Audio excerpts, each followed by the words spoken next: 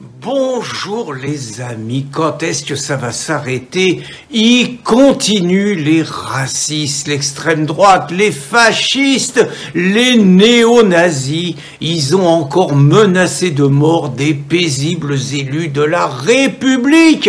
Cette fois, c'est Thomas Porte, dont je vais vous parler par ailleurs, qui a reçu, donc si on en croit Libération, qui a reçu des graves menaces de mort d'un groupe qui s'appelle Comité ou Groupe 732. Là, c'est signé. C'est forcément que l'extrême droite qui peut faire ça. Alors, Thomas Porte, c'est un bon mec, hein. Bon, le mec, c'est d'abord un travailleur. Il est cheminot. Hein, il est cheminot. Bon, il était permanent syndical. Hein, il a jamais serré des boulons.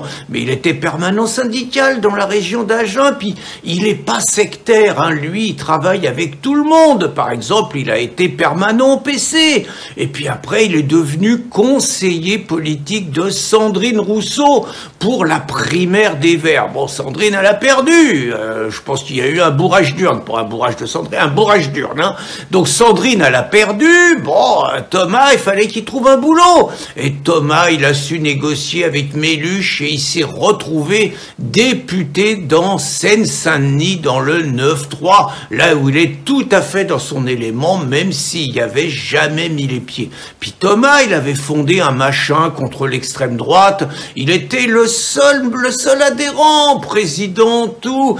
Mais ça lui donnait une petite visibilité. Ça y a permis de se vendre et tout. Thomas, il aime le football aussi. Vous voyez, il s'était fait prendre. Il y avait un ballon de football avec la tête de Dussopt et il avait marché sur le ballon de football.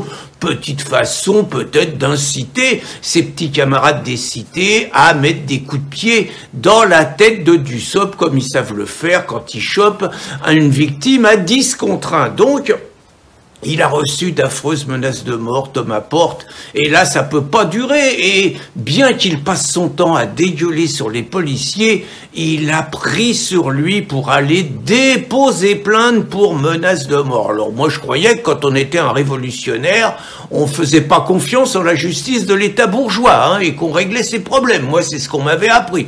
Apparemment, tout ça, ça a changé. Donc, il a déposé plainte, et je vous avoue, je devrais m'indigner, je devrais être complètement solidaire de lui, mais c'est marrant, j'y crois pas. Et quand je dis j'y crois pas, je dis pas que c'est totalement impossible. J'accorde une chance sur 100 de possibilités, tout simplement parce qu'on les voit quand même un peu venir avec leurs gros sabots, les camarades insoumis. Alors vous savez, ça me rappelle un petit peu, parce que le coup des menaces contre l'extrême droite, faudrait un peu qu'ils changent de registre, quoi. Ça me rappelle un petit peu le coup de Calac. À Calac, on nous avait fait le coup que le maire et les élus, ils avaient reçu plein de menaces de l'extrême droite. Tous mes copains ont été convoqués.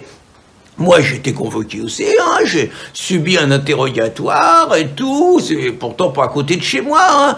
Donc tous mes copains ont été convoqués, pour l'instant, il n'y a personne qui est inculpé. Et par ailleurs, on n'a pas vu la trace exacte de ces prétendues menaces d'extrême droite. Alors ça rappelle également cet hebdomadaire un peu intime, là, le Poer en Bretagne, où il paraît que le mec, le président, là, je sais pas, le directeur et des secrétaires, ils auraient reçu des coups de téléphone et une menace à la bombe, carrément. Tout de suite, extrême droite, il n'y a aucune preuve qui indique que ça vient de l'extrême droite. Je ne dis pas que le coup de téléphone est faux, je ne sais pas qui l'a passé, c'est déjà différent, vous voyez. Mais en attendant, immédiatement, campagne de presse, exactement comme à Calac, les menaces d'extrême droite, les violences d'extrême droite et tout. Et comment ne pas vous parler de Saint-Brévin? Alors là, je connais un peu aussi. Donc Saint-Brévin, on a appris que prétendument le maire aurait reçu des menaces et quand sa maison a brûlé, immédiatement la seule piste qui a été retenue, ça a été celle de l'extrême droite. Ce sont mes amis de Saint-Brévin qui ont été interrogés. La presse a menti en disant qu'il y en avait 2 en garde à vue qui étaient de l'équipe du collectif de préservation de la pierre attelée, c'est faux. Donc il n'y a aucune piste malgré toutes les interrogatoires. Moi je me suis pris aussi un interrogatoire. Une petite question d'habitude, hein. Et on apprend quand même que malgré tout ça, il n'y a aucune preuve contre l'extrême droite, mais on apprend qu'il n'y a eu aucune enquête vers l'extrême gauche. Et je veux pas dire, mais l'extrême gauche, la veille de l'incendie de la maison du maire, elle manifestait et dans la nuit, ils sabotaient le pont de Saint-Nazaire. Mais aucune enquête. Il y a un bruit qui circule à Saint-Nazaire, à Saint-Brévin. Je dis pas que c'est vrai, que c'est pas vrai. Je dis que la rumeur circule, que le coupable serait identifié et que c'était un ancien chef zadiste. Je ne sais pas si c'est vrai ou si c'est faux. Il n'y a aucun démenti de la part des autorités.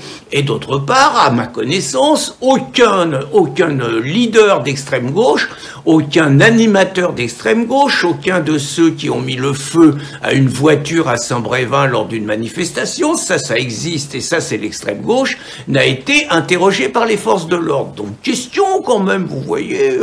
Et puis ça me rappelle aussi Mélenchon qui en 2018 avec Castaner nous avait fait le coup qu'il avait reçu des menaces de l'extrême droite, il était tout content, tout le monde s'était levé, tout le monde l'avait applaudi, sauf que le lendemain, Colombe, lui-même, qui était ministre de l'Intérieur, nous avait fait le coup que les menaces n'étaient pas étayées, n'étaient pas prouvées. Donc, vous voyez, il y a quand même une stratégie un peu gros sabot. Alors vous allez me dire, mais s'il y a des menaces, recevoir des menaces, c'est peut-être vrai, c'est peut-être désagréable. Je vais vous faire une confidence, moi ça m'arrive d'en recevoir.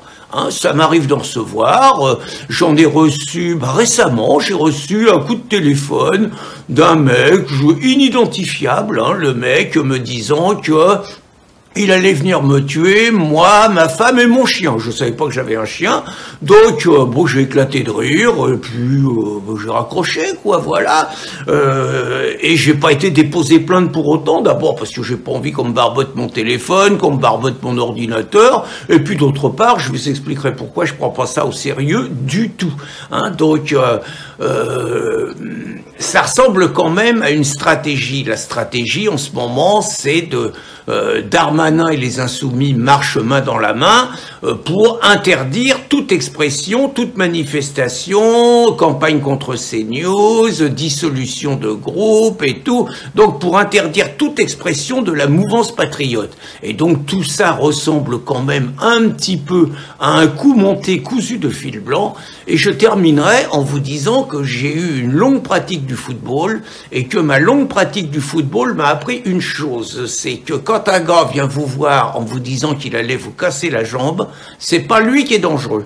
Celui qui est dangereux, c'est celui qui ne le dit pas et qui vous regarde comme ça et qui ne dit pas un mot et qui lui va essayer de vous la casser à l'action suivante sans avoir dit un mot. Et donc pour conclure et pour traduire ça dans l'action politique, mon expérience m'a appris que tous les attentats, tous les crimes n'ont jamais été précédés de menaces et que toutes les menaces n'ont jamais été suivies d'attentats ou de crimes. Bonne journée les amis.